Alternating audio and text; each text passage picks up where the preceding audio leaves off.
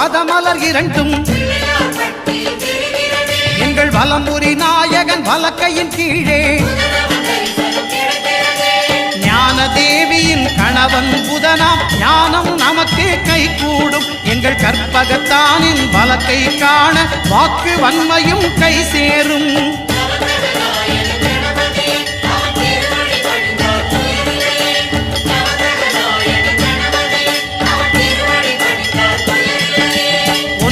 கோளும் ஒன்றாய் காண